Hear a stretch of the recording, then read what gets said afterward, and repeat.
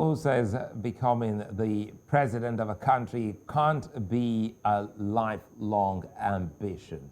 That's a big question.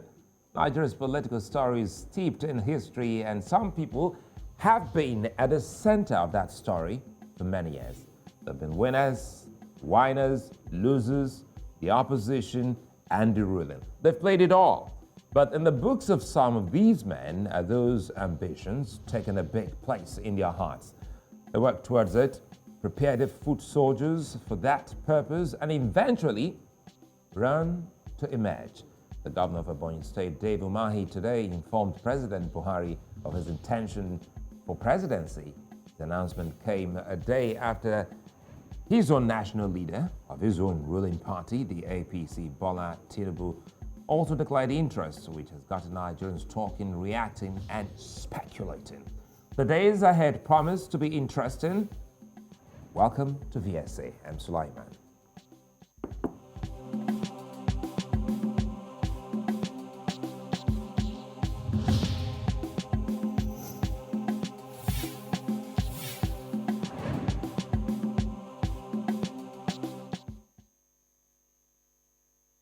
On Monday, January 10, national leader of the All Progressives Congress in Nigeria, Bola Tinubu, announced his ambition to become Nigeria's next president.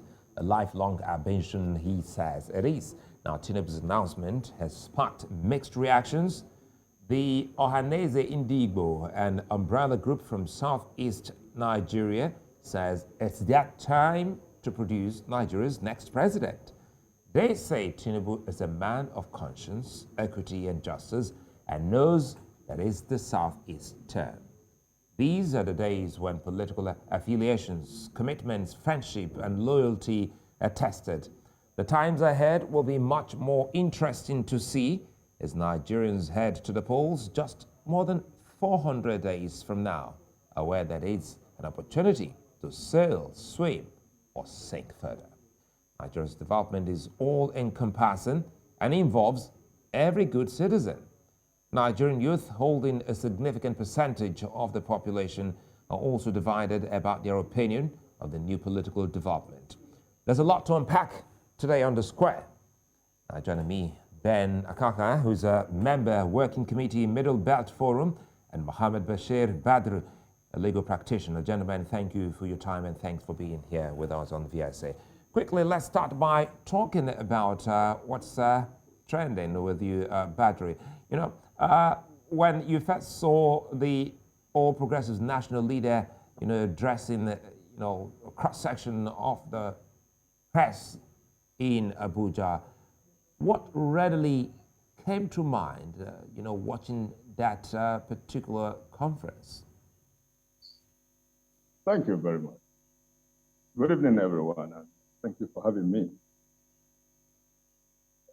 Nigeria, a country that is full of talents and so many actors.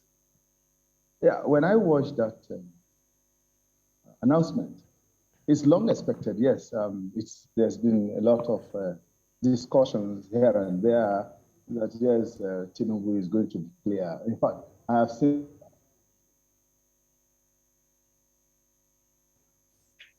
Well, there seemed to be a glitch in that connection to Badr there. We're hoping that Badr will hope to reconnect.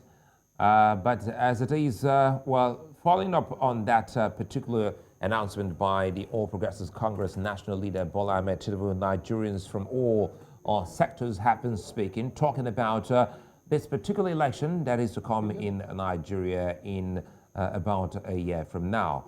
And of course, looks like Badr and Akaakar is back. And well, let's allow you complete your thought there, Badr, and before I go back to Akaakar.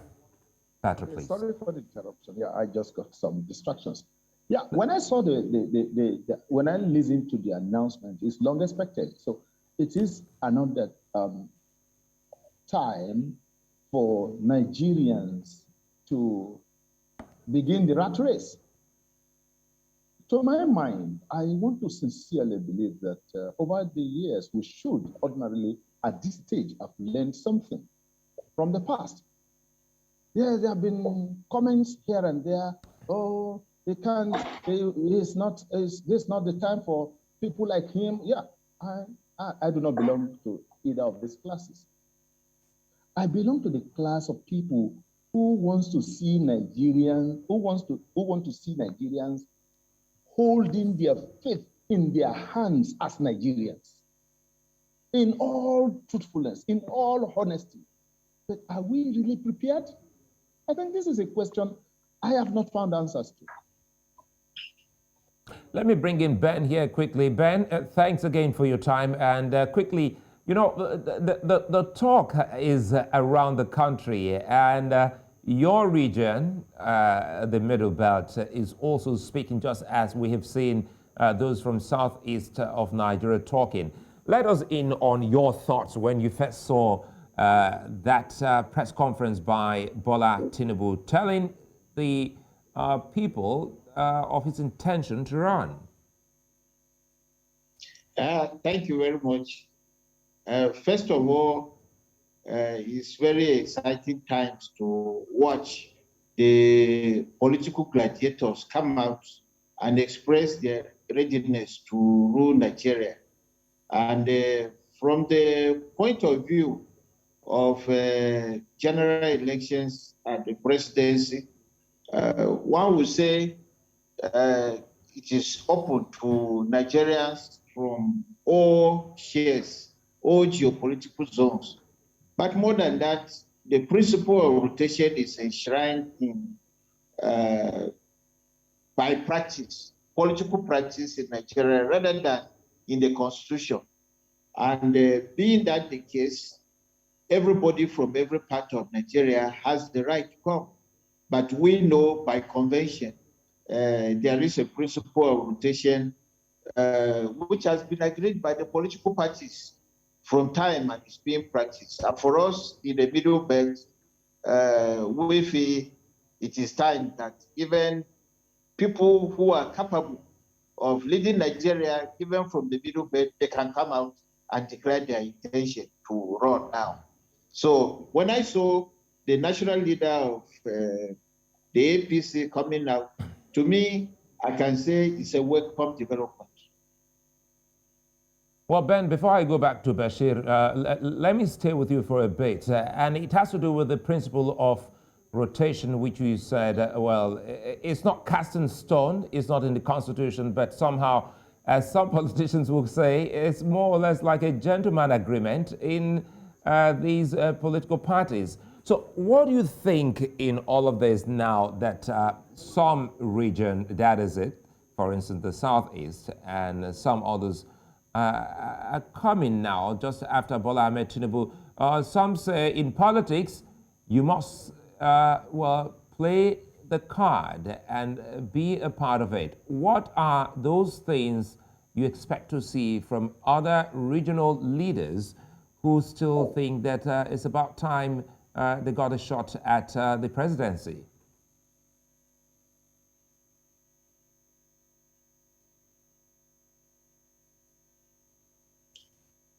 I think we can come in here to, from the expectation of Nigerians. Nigerians deserve the best or the near best to rule. In the current dispensation where we are, we seem to, in terms of development, we seem to be going back instead of going forward. That is not what Nigerians expected. 2015, when we voted in this current government, everybody was very high of, the expectations were very high. And we thought, oh, we are going to be led into the El Dorado.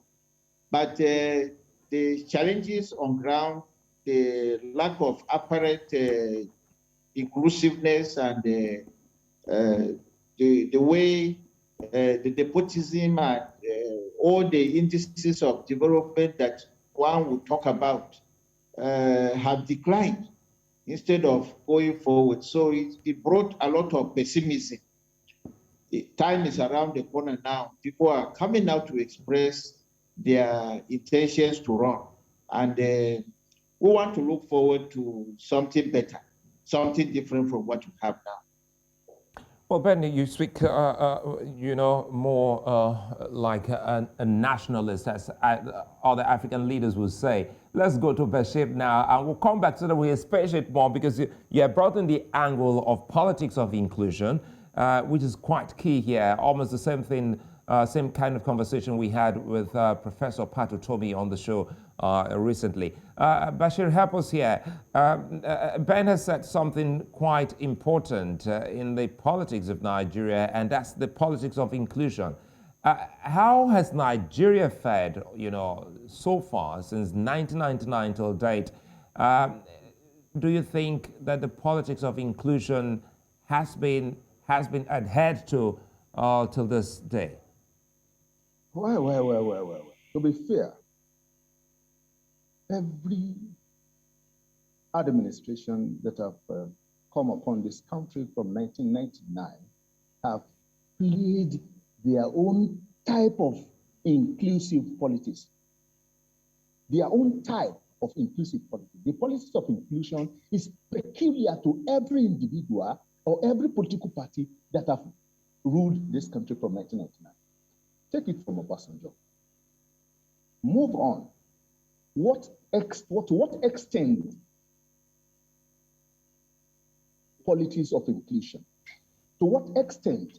Begin to ask this question as you begin to present this president.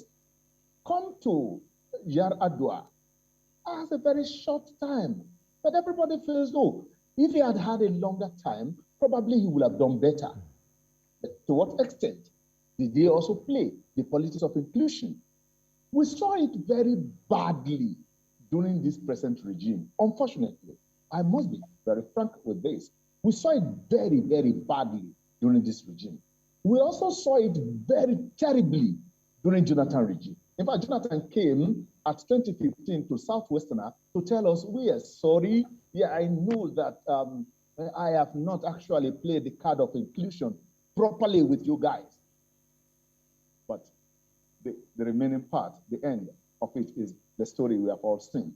So every individual who has become president from 1999 till date have played selective type of inclusive politics.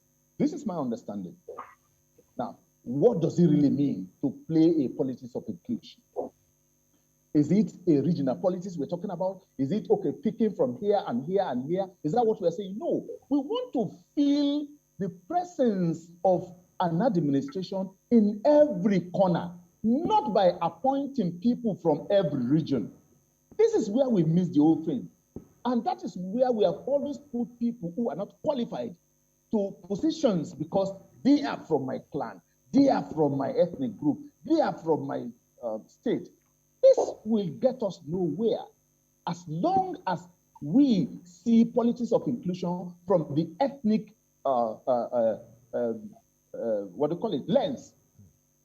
So we should, at this point, rearrange our understanding of what we call politics of inclusion. I would, for once, want to say that the person of Bola Tinubu has seen it all. He's been there from the very start, before the democratic dispensation of 1999. He's been there, he has seen it all. He's produced quite a number of rulers and leaders in this country. So coming out at this time, one should give it to him and say, he has the wealth of knowledge. He has everything very few people in this country possess to contend with such an individual. But is it the right man? I leave the question to the public.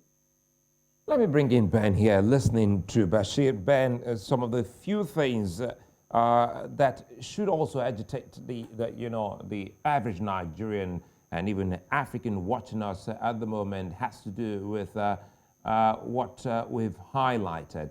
And there's a new phrase as Nigeria moves towards the 2023 election, and that's politics isn't served a la carte.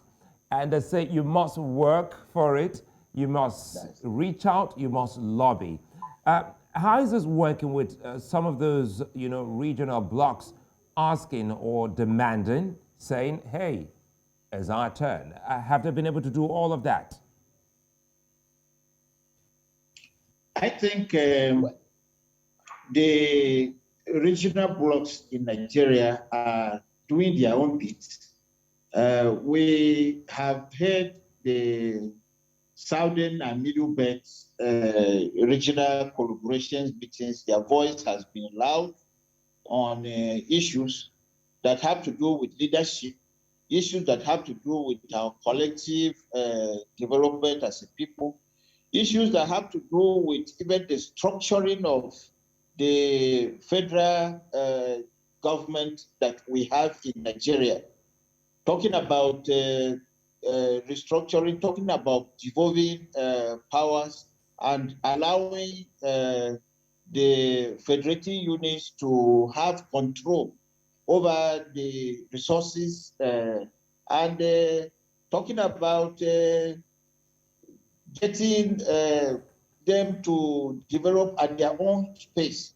Reaching out has been the issue. I think a lot of that has been going on, where you see the far north, the Northern Elders Forum, Arewa Consultative Forum are also holding their own views. You see agitations from different regions and how this plays on. I think we need to reach more within ourselves.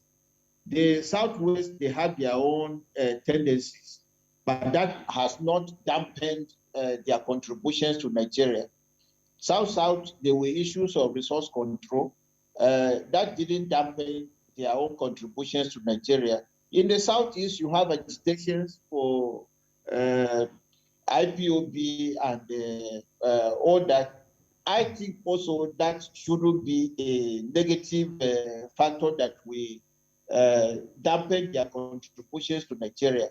In the Middle Belt, we are talking about agitations for insecurity and all kinds of challenges to our culture. But all this, we have always reached out to other regions to try and keep Nigeria one. So we need to do more of these inter-regional collaborations and trade-ins and come up with a system that works for all Nigerians. That's a fine one. And you use the word, or rather the phrase, reaching out. And that's what you expect to see from, leaders and political, or rather politicians. Quickly here, I want to stay with you for a bit, Ben, before I go to Bashir. And it has to do with the coming elections. What makes the 2023 election much more important to Nigeria and Nigerians than previous elections?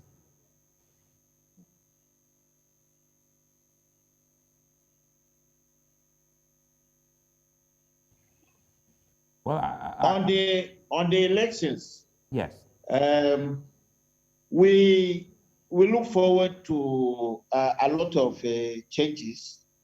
The Electoral Act was amended by the National Assembly and sent to the president with some changes that most people, most common Nigerians felt would bring in a new era or higher transparency in our electoral process.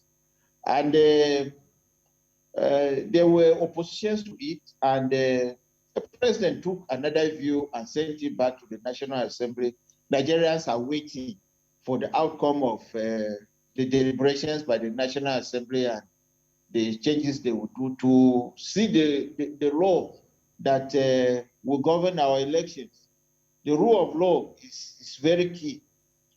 Challenges to electoral figures that have been churned out in our last few elections and the way it was conducted, everybody agreed, or most people agreed, that there is much more that Nigerians could do to strengthen the electoral system and improve it to give us the results that the people will be a near reflection of what the Nigerian people want. That's what we are looking for, as the 2023 elections are staring us in the face. I like the word staring us in the face. And Bashir, you know, this is 2022, and give or take, the elections should hold in February of 2023. In other words, it's safe to say Nigerians have about, you know, a year to elect its leaders. Now, the campaigns haven't started yet, but we're good to talking about the issues that should form the agenda as people come up to say, I'm running for XYZ office. So let's start talking about some of the key things. What do you think should be topmost, especially when candidates are out there for a big debate leading up to this election? Bashir. Yeah, topmost. A safe environment can only create a. It is only when this environment is safe that you can begin to talk about ruling that nation. Topmost on the agenda of any gladiator today towards 2023 should be the security situation of this country. How is Nigeria going to be secured? How would an average Nigerian move from one post to another post free of harassment? Not afraid of moving from one place to another. The country has become so bad as we stand today that you don't even care to trust anyone who is coming on there as long as you can stay within your home when you know that it is not even safe. I think foremost is security of this country. That is number one. Then next will be the economy situation of the country. How do we revamp the economy? What exactly can we do differently from what has been done in the past? The gladiators should be able to tell us what exactly are the measures they want to put in place. What are the plans? What do they have for us?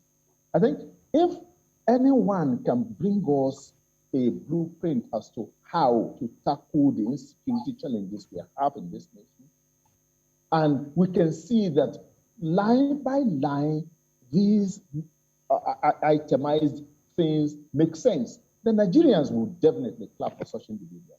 And Nigerians, trust me, will definitely go out and vote for that individual. But without that, everybody can talk about security and tell us, yes, this is what we're going to do, this is what, because before this administration came on board, we had challenges like this. It was not this bad anyway.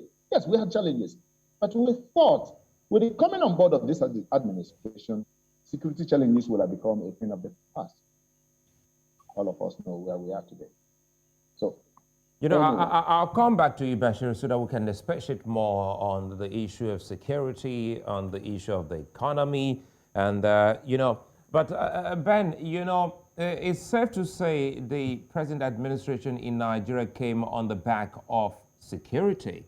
A lot of Nigerians felt as a retired general, and watching him speak about how easy that was, you know, to fix the security challenges that the country was experiencing. So what more can the party, whoever flies the flag of the APC, what should be the questions that Nigerians should be asking that individual around security? Yes, I think we all agree that security has been thrust in as the foremost challenge that Nigeria has. You talk of from the far north to middle belt areas and down to the southern parts of the country. Nobody is safe from this. The issue of human rights versus animal rights has been pushed to an extent that the present government has really not addressed these issues. So in the key area, Nigerians would like to know what solutions, what more can we do? There is more we can do in the policing of Nigeria, using modern technology, talking about applications that borders on artificial intelligence. The whole world is going on to a fourth industrial revolution, which if Nigeria does not prepare herself, she will be left behind.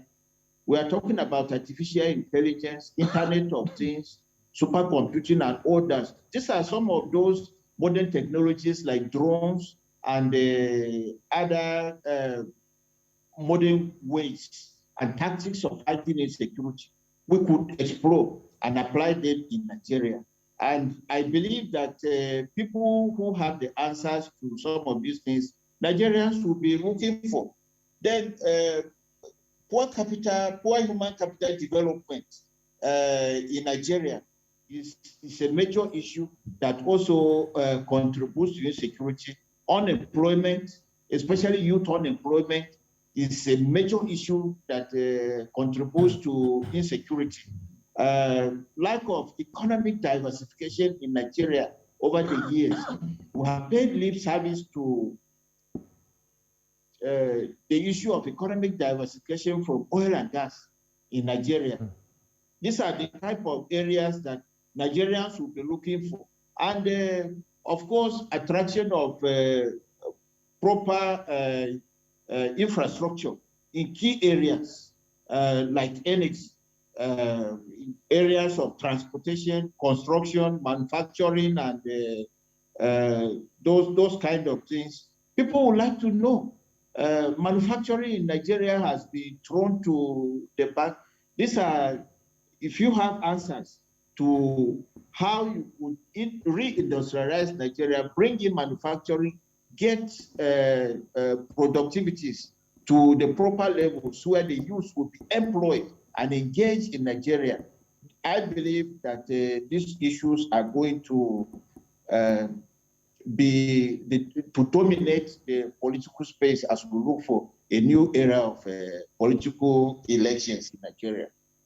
Well, Ben, Bashir, we'll take a moment and when we come back, we'll speciate more, on the issue of security, economy, agriculture, industrialization, and of course, manufacturing power, and perhaps the appointment of a national economic advisor, as some say, is it too little or too late? Stay with us.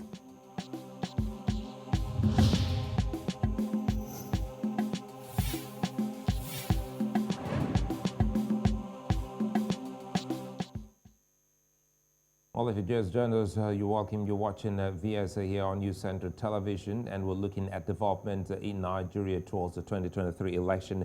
And news just coming in has it that the federal government, following the death of the former head of the interim government, Chief Ernest Shonekan, President Buhari has directed that the national flag be flown at half-mast, effective from Wednesday 12 to Friday, January 14, as a mark of respect for the former head of state who died on Tuesday, January 11, at the age of 85.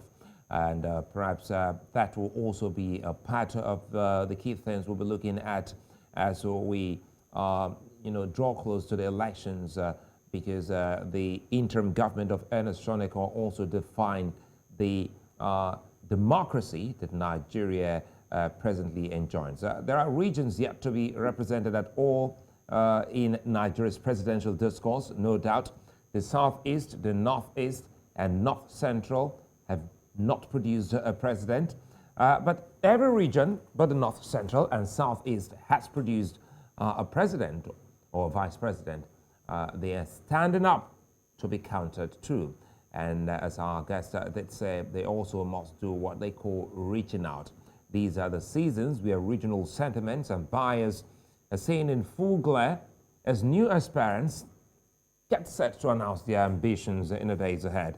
So every region of the country is seeking a chance to rule. For a country of Nigeria's diversity, with ethnicities tribes, and regions, there will always be persons aggrieved with every existing situation. And my guest talked about politics of inclusion. Now, I still have with me Bashir, Mohammed, and Ben Akaakar. Now, Ben, it's our home run here on the program. You know, sometimes I feel Nigeria is a victim of too many individual and group interests. Correct me if I'm wrong. And less of national interest. So the key thing here is that if a man wants to be president because it's a lifelong ambition, and a region because it's their time, where does the country stand in all of this? Yes, I think the group interests can be seen in positive lights, addressing the different and diverse needs of Nigerian people. We have a huge population in Nigeria, being the most populous country in Africa, with diverse interests. And this ought to be tapped on to be a source of strength in Nigeria. For me, with the diversity we have, there is no challenge that we come to Nigeria that we will not be able to get people who are gifted, who have capabilities, unique talents or tactics that could be deployed to resolve these issues. And I think Nigerians are gifted in different ways. Our resource base is also as diversified as the people. We are strong in agriculture in some places, on the land, some in the waters, others in desert places, and we have all types of blends that could be tapped in to the national development. So I think our diversity should be taken, and every leader that comes should have the resolve to bring in a transformational leadership that is purposeful and that is courageous and respects the rule of law. I think we can mold these diversities and group interests into a great national development effort. And that is why there have been all these calls for restructuring the Nigerian Federation into component units that could look at the unique development needs of the Nigerian people across, and then all together integrate these things into a national development agenda that works for all people. We need leaders who will come up with a way to evolve a paradigm shift in what people see as representing just their small interests, particularly at the national level. We need to have people who think like statesmen and who are not only thinking of their small enclaves, but who will think of this country and look at all the different issues and tap them into a national development that works for all.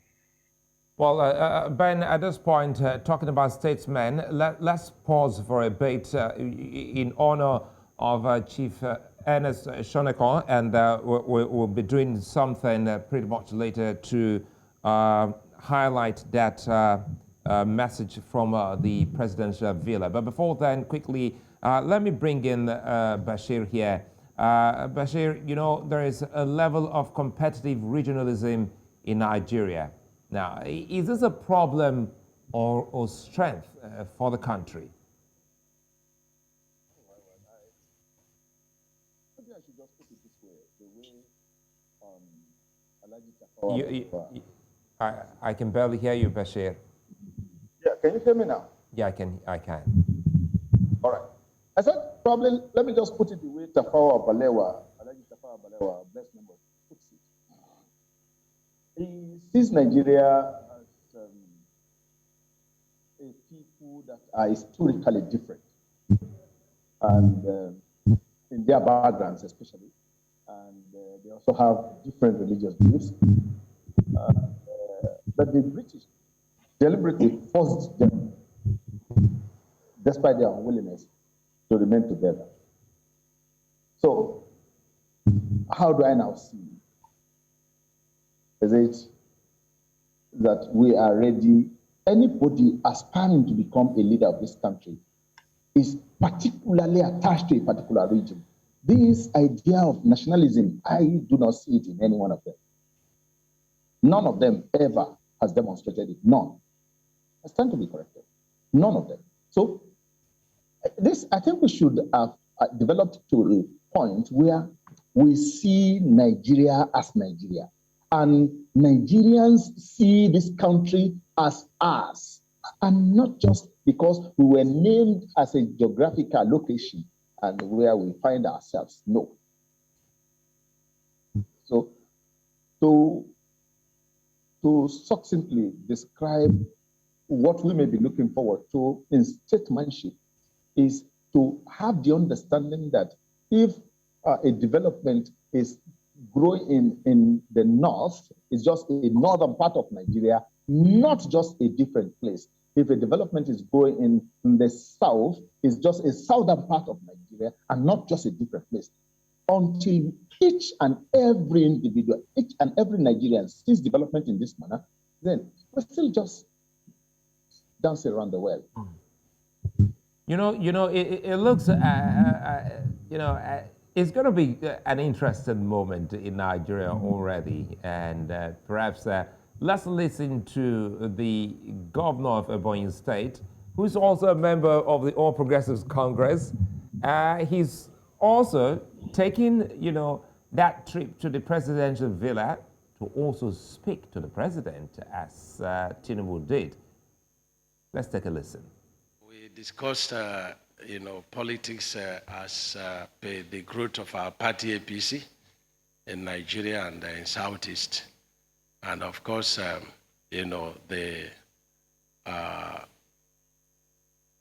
interest of Southeast for the seat of presidency in 2023.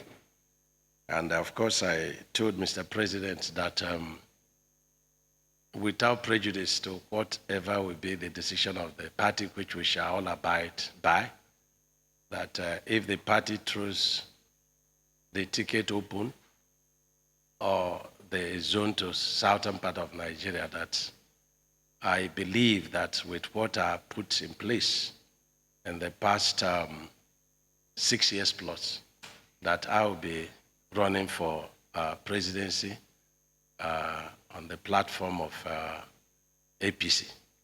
So I told him, and of course, he believes that whoever that wants to run for president of this country must have to consult widely and go to all the leaders, and we must do everything to remove ethnicity and our religion in our polity, so that this country can. Ben Bashir, for a lot of, watchers of politics, they say for the very first time, Nigeria has a president, which you really can't pinpoint where he stands. Whether President Buhari is in the APC or the defunct CPC, mom has always been the word when it comes to people having, bringing their intention to bear.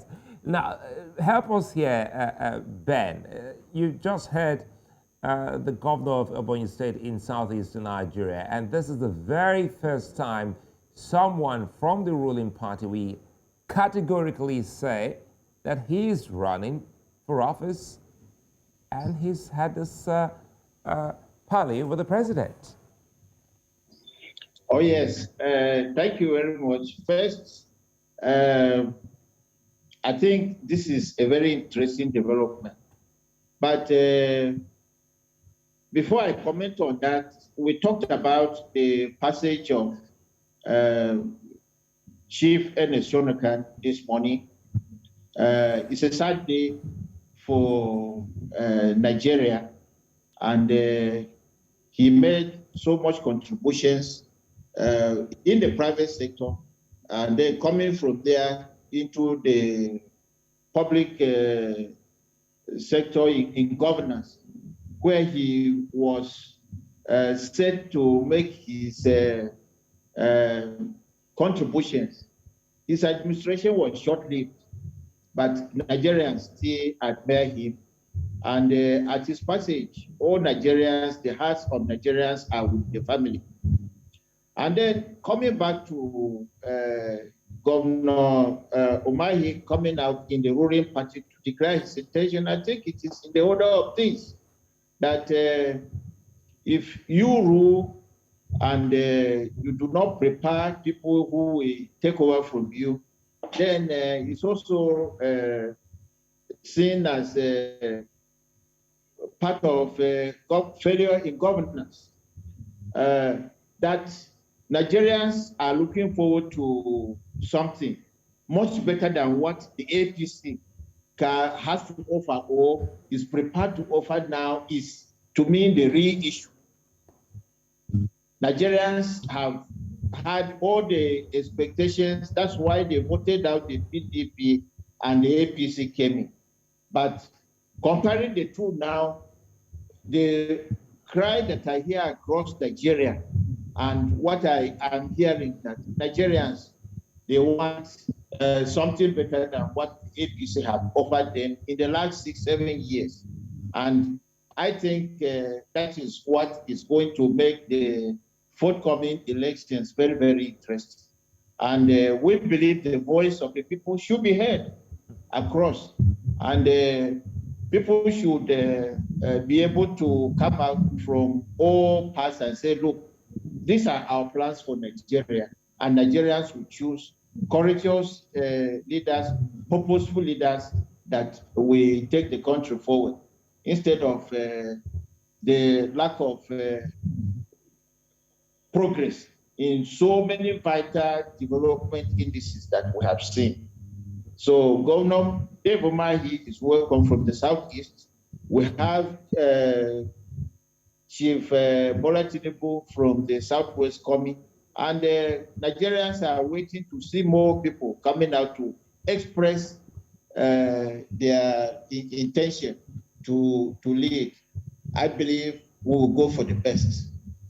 Let me bring in Bashir. Bashir, your thoughts on these, Dave Umahi, and of course, I also want you to say, something in memory of Ernest Shonakan, just as Ben has. May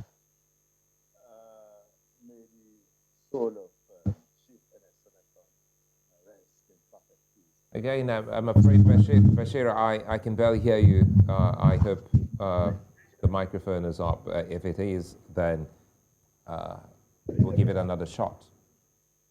Hello? Can you hear me now?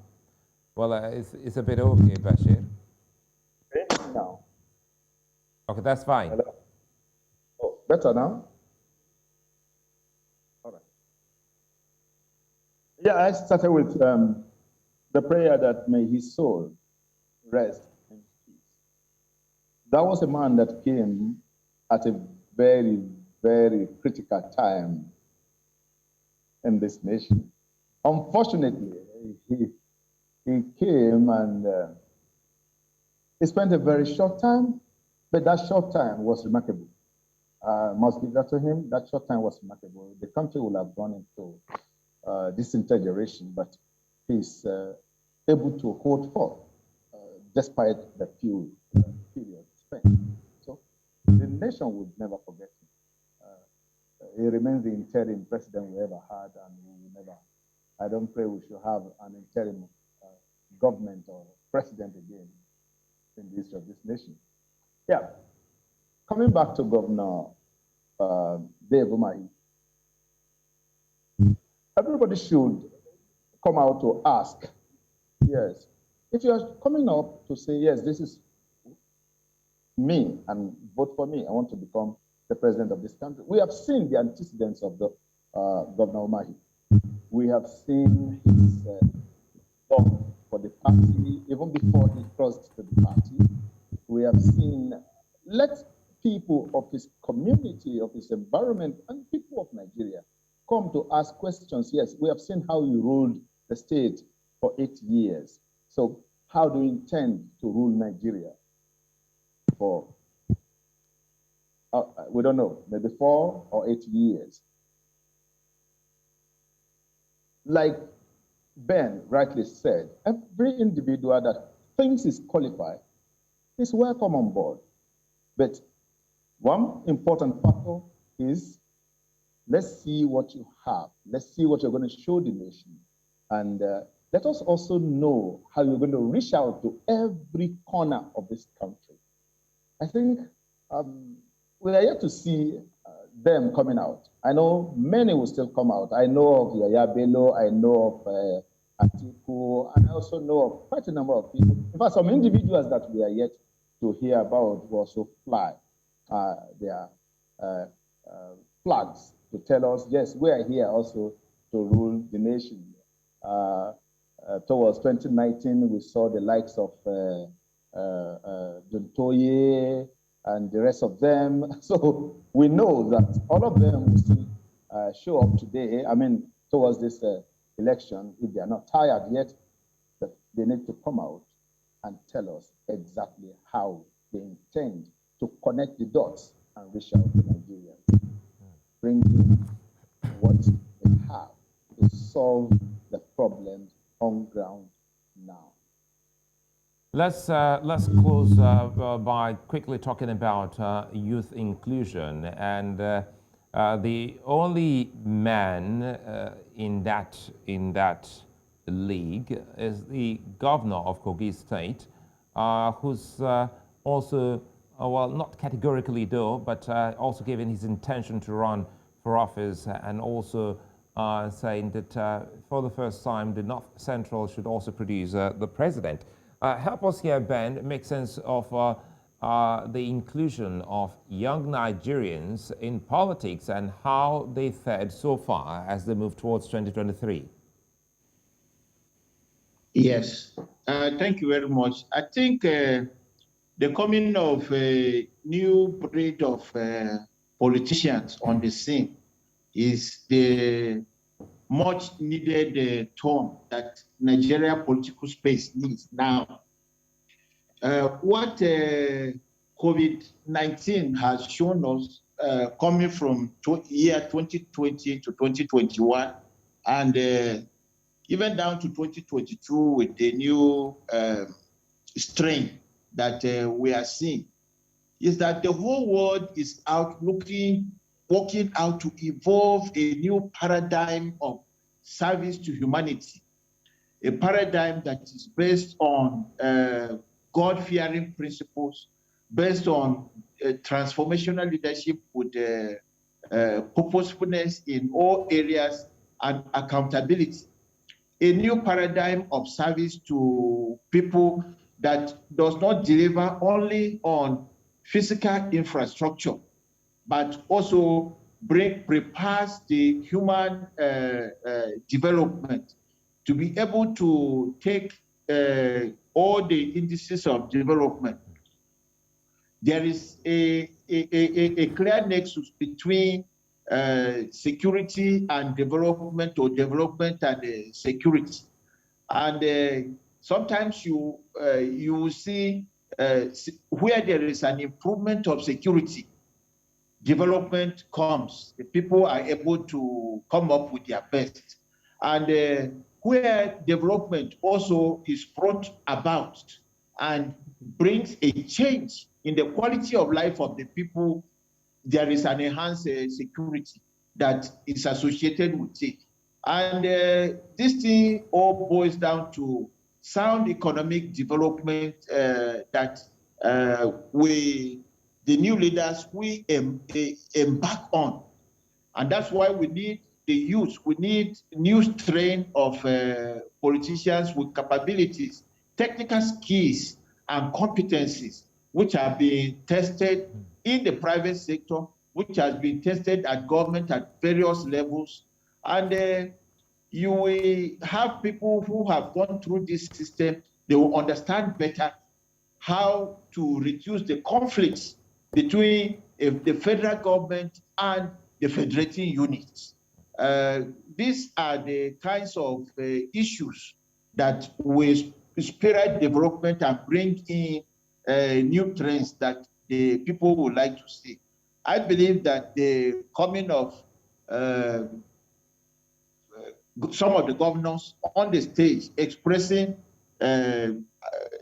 willingness to have a shot at the national leadership is a welcome development. And we need more of new breed politicians, young people, competent people with track record proven in several areas to come up at all levels as we look towards 2023.